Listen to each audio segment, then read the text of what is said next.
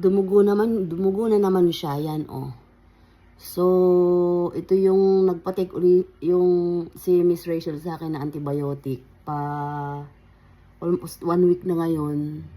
Natutuyo talaga siya, kaya lang pag natanggal na yung langib, so ganyan na naman. Ganyan naman. So, dapat talaga yung malinis na tissue lagi ang ating at baka tayo ma-infect. Siyempre, pag ganito, alam natin na open wound yan, so prone to sa infection. Yan o. Talagang buhay na buhay siya. Mayroon siyang as in dugo. So, ibig sabihin open wound. Open wound siya. Bukas siya. So, yan.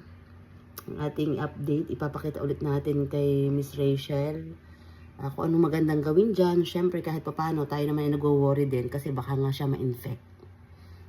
But actually, so, ganoon talaga. Sa mga nakakaranas ng ganito, wag nyo lang lagi siyang hahawakan. Never, never, never na hawakan nyo siya. Kahit pa sabihin bagong hugas yung kamay nyo kasi baka mamaya ma-infect, mas lalong lumala. So, atin muna siyang ipaubaya doon sa nakakaalam ko ano yung dapat gawin. Ayan. Meron tayong taling na dumorogo. Arting-arty eh. Kung ano mga pinaggagawa, yan tuloy. Gusto mong matangos na ilong, ay di may dunggot.